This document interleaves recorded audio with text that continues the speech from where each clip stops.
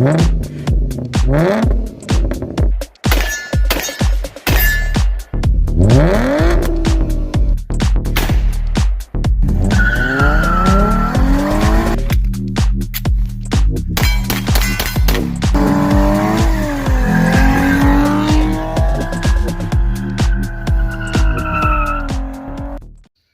so I got the Rossi RM22 back, the 22 mag semi-auto. If you haven't previously seen this gun, I'll put the link in the description to the review video of this gun. But to make it short, I ended up having to send it back because we had an issue with it. Now, the issue we had was that these rounds specifically, which is all we shot in that video, because I have a bunch of these and not very much of all the rest of these. Because we just got this gun a few months ago, and difficult to acquire 22 mag right now here in 2021. But anyways, in that video, the issue we had was basically one of the rounds blew up on our face. And again, we were shooting this. And after that happened, I inspected all the spent brass on the ground. And again, go check out that video and you can see what I'm talking about. But the brass down here on one side on every single round was bulged out. Okay, so that's no bueno. Mexican joke, because, you know, Aguila, Mexican. And I'll say Aguila if I want instead of Aguila. So go screw yourself. Anyways, in that video, I had concluded that it was likely a chamber issue. And again, I'm not going to go over a bunch of that in this video. Maybe you can see it there, but the support's not the greatest. Again, if you want to see that in more detail, go check out the review video because I showed that all up close. But I came home from that video and came to find out, and I inspected my Ruger 1022, which is obviously a 22 long rifle and not a 22 Magnum, that it had better chamber support for the 22 LR round than what this thing does for a much more powerful Magnum round. So in my opinion, that was the issue. I even had a guy comment on that video that he was having the same issue with this ammunition from his as well, but he also had a PMR 30. And then he went and ran these same rounds through his PMR 30, and then he did not have that issue with that firearm, because obviously that firearm had better chamber support than what this Rossi does. So I'm still going to stick with the fact that this firearm has less than ideal chamber support for being a semi-automatic, because this probably wouldn't be an issue in a bolt action because the round would stay there and then you would manually eject it, so it would be supported the whole time. But with the semi-auto, it's trying to rip it out at the same, like, just fractions of a second after it goes off, and it's working on sending the bullet out the barrel. The claws are already trying to pull it back out while there's still pressure in the barrel. So it makes it a lot easier to have case separation like we did in that video where the one blew up with a semi-auto. But in the intent of being completely transparent, I found a few reports with this Aguila specifically in semi-automatic firearms that they were having them blow up on them. So my end conclusion is that not only does this gun not have the greatest chamber support, but the brass on these Aguila must be kind of weak compared to other offerings. Now, I'm a little bit irked off because I was not the purchaser of this gun, so the purchaser took it back for the warranty claim. And at the place that they bought it, if within the first 30 days, I believe it is, if you have an issue with a gun that you buy from them, they'll send it back to the manufacturer for warranty work, no charge to you. Whereas otherwise, you're spending $50 or more to ship a gun back to a manufacturer for something that's not your fault. So we did it that way, so they shipped it out for free, so it didn't cost us anything. But the purchaser went to pick up the rifle, and the dealer said that didn't really say anything. He said, "Oh, it's all, you know, it's fixed, it's ready, good to go." I asked about the paperwork. I'm like, well, where's the paperwork? It should say something on the paperwork, you know, what they found, what they replaced, whatever. And I was told that the dealer said, well, they keep the paperwork for their records since they're the ones that sent it off. Now, if it was me, I would have demanded an answer. I would have said, well, go get the paperwork then, because I want to see it and see what's wrong. So unfortunately, because of that situation, I can't report to you guys what they replaced, if anything. And I almost get the feeling that they just sent the rifle back. Because, you know, maybe the paperwork said no issues found, return to sender. I don't know. So, because I can tell you right now, it's got the exact same barrel and chamber on it. And I complained about that chambering. So maybe Rossi thinks it's okay. I don't know, because I didn't get to view the paperwork. So unfortunately, that's where we're at today. So with my conclusions and research, what I'm going to do today, now that I have it back, whether they did anything to it or not, I'm going to fire a few out of this with extreme caution, because I'm a little bit worried, and inspect the spent brass to see if we're still getting bulged cases. And if we are, I'm not going to shoot any more of this. And then we're going to try some of these other ones and see if these cases bulge. And if they don't, then I know I'm safe to shoot these, and then I should not shoot these through it.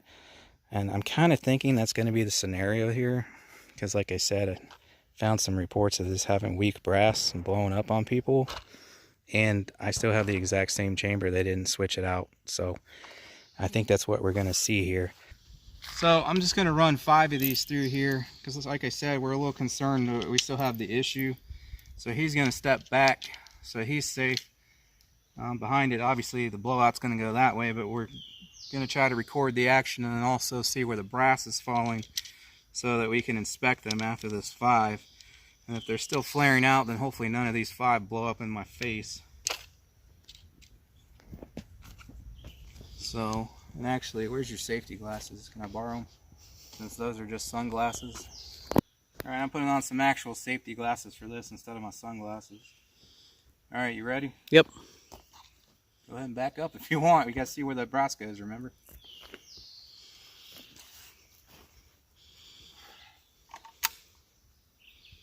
Man, that rubber's coming off all over it.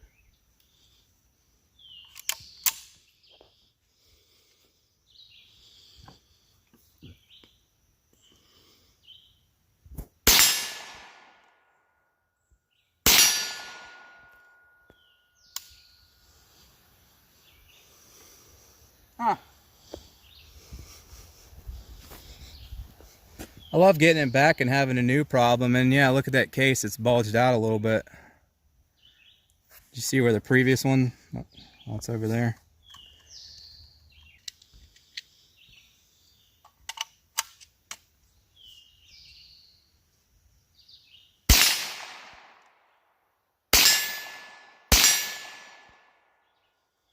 Alright. So all the shells are over here. I probably should have stopped on that one because I could already see it was... Ah, it's hot. Ow, ow! Let's get a lot hotter than the 22 LR. Woo! Alright, see if you can get that. Especially that one. Is it focusing? Should be able to see these are bulged out. So we're still having that issue like I suspected because I didn't change the chamber or nothing. So let's try a different brand now and see if we have the same issue.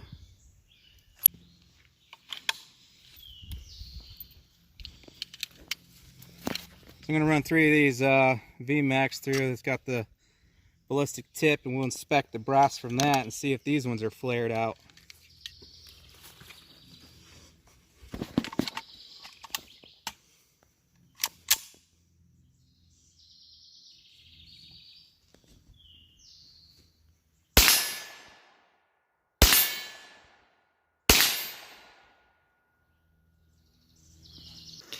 Alright, I only found 2 of those 3 CCI, so you can see it there. They're not as bad, but they're still bulged out. See how they curve at the bottom? Can you pull one of those out that are unfired? See, it kind of looks like a trumpet shape compared to, you know, there's what it should look like. No bulge at all around the rim. Okay? And also, the day that we were reviewing this and it blew up and all that, we had found spent shells from somebody else who was shooting 22 Magnum on the range that were not ours. They were a different brand. And they had no bulge whatsoever, even though they had been fired. So you are definitely not supposed to get that bulge. So, just as I said, the chamber support is inadequate. Now look at the edge of it down there. See how rounded it is? And how far back it protrudes on that flare? That's what's allowing those cases to bulge out. Now on this side of it, it's a lot sharper. Whereas over here, that's just excessive. And like I said, I compared it to my 1022, and the chamber on my 1022 was not only uniform all the way around unlike this, but it had about half that amount of flare. So that is why these cases are bulging. It's a defective firearm. It does not have enough support there. So now I'm stuck with, okay, these other rounds don't bulge that bad, so are we going to be okay? Or should I send this back to them again? Let me try a few more of these. We'll probably see the same thing where the rest of these probably won't bulge as bad as the Aguila, but they're probably still going to have a bulge. And then we'll discuss it further after that. So now I got the Hornady VMAX in there with the ballistic tip.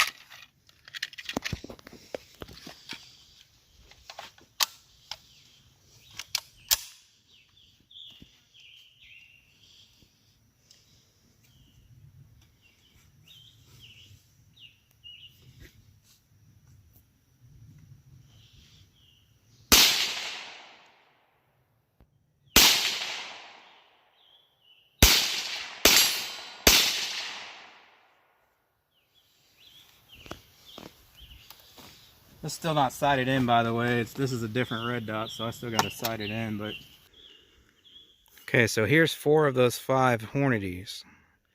These look much better.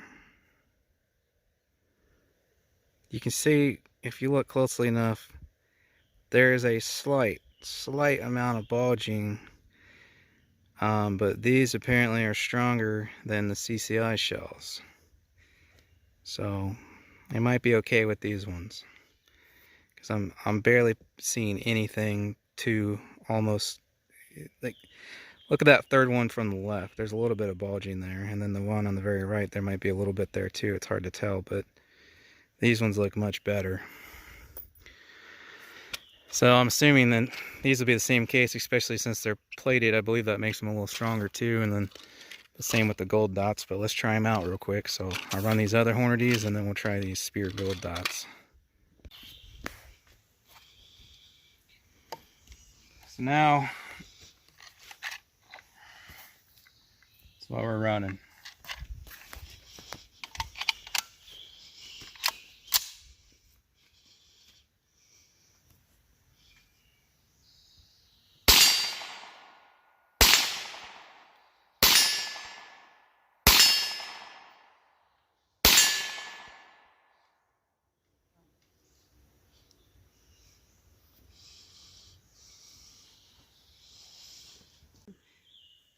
Alright, so there's the, what is that? Critical defense. About the same amount of, just a small amount of this MFer would focus. It's a little easier to see with this collar that they are in fact still bulging out slightly, but it's about the same amount as the previous Hornady round we just ran. It's just easier to see with this nickel coating. But I don't think, again, that's probably alright. I would still rather there be none, but so let's try the gold dots now.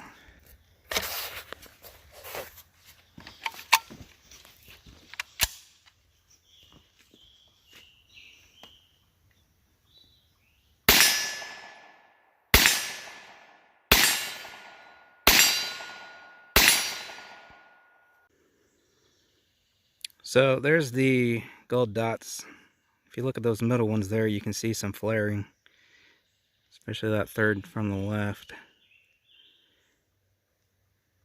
So I had read that the nickel plating strengthens the brass a little. So these don't look quite as, apparently these are CCI, which, yeah, Speer is CCI, so that's why they got a C on them. So they're not quite as bad as the brass ones, but you can still see a little bit of bulge there.